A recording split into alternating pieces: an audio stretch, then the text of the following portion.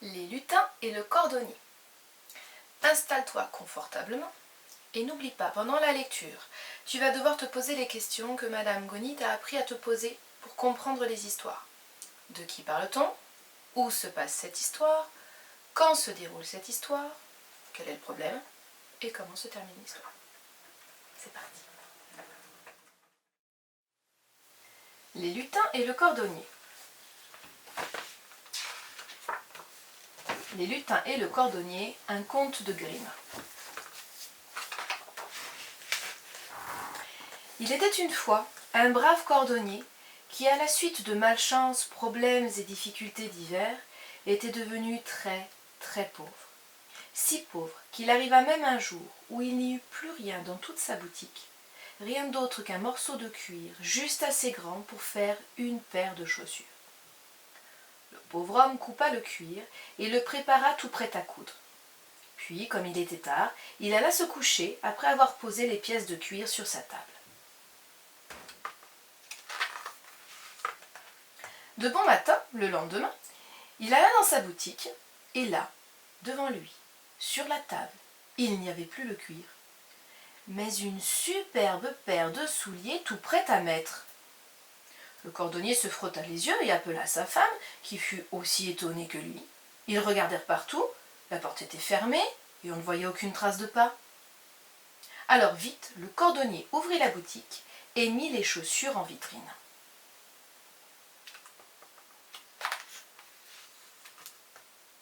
Ce n'était pas plus tôt fait que le premier client entrait, admirait les souliers, puis les achetait, bien plus cher que le prix habituel.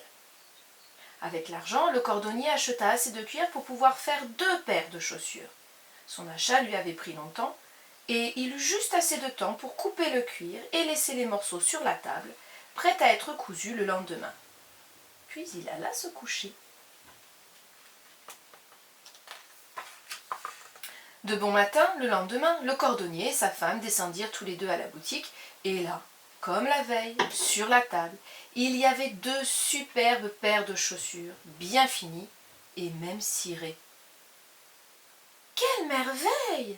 disait la femme. « C'est extraordinaire !» répétait l'homme. Et ils étaient encore en train de s'étonner quand un acheteur entra. Il admira les souliers, les acheta, et avec l'argent, le cordonnier put acheter du cuir pour 4 paires.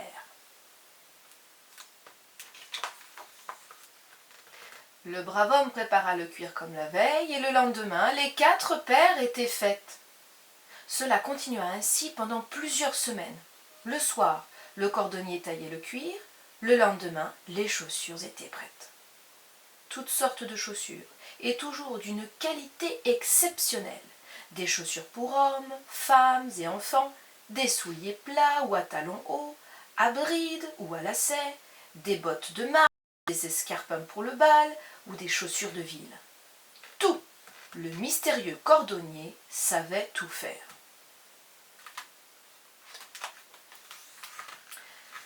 Quant à notre homme, les clients affluaient dans sa boutique et la misère disparut de sa vie.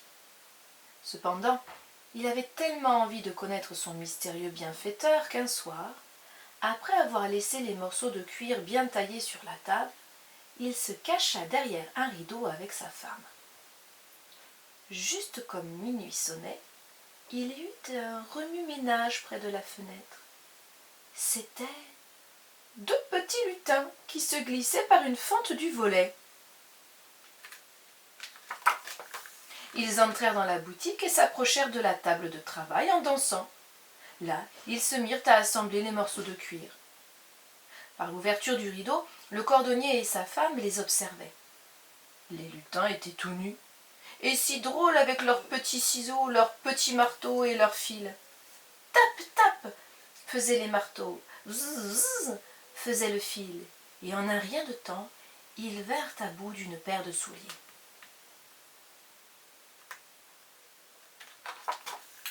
Alors les petits lutins se prirent la main et dansèrent gaiement autour de la table. Quand ils eurent fini toutes les chaussures, ils disparurent comme ils étaient venus. Le cordonnier et sa femme se regardèrent avec surprise. « Comment faire pour remercier ces petits lutins ?» demanda le mari. « Ils sont tout nus et doivent avoir froid. je leur ferai des habits, dit la femme. Si tu fais les habits, je ferai les souliers.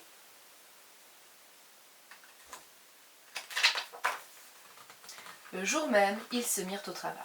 La femme cousit 2 toutes petites vestes de drap vert, 2 tout petits gilets de drap jaune, 2 toutes petites culottes de drap blanc et 2 tout petits bonnets de drap rouge avec une aigrette en plume de coq, et son mari fit 2 toutes petites paires de beaux souliers rouges à bout pointu.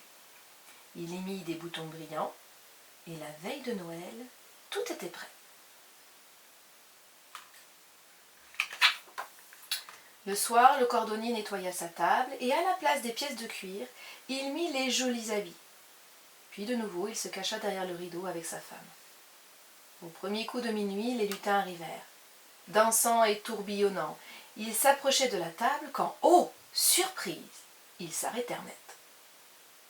Ils avaient vu les jolis habits et se précipitèrent pour les essayer. Puis ce fut une folle cavalcade. Ils se mirent à sauter, danser, virevolter en chantant joyeusement. Ainsi vêtus, nous partons vers d'autres aventures. Ainsi vêtus, nous voguons vers d'autres masures. Adieu le cuir et les chaussures. Adieu le cuir et les chaussures. Et ils disparurent pour ne plus jamais revenir. Mais grâce à eux, le cordonnier avait de nouveau du travail. Ses jours pouvaient désormais s'écouler tranquilles et sans souci.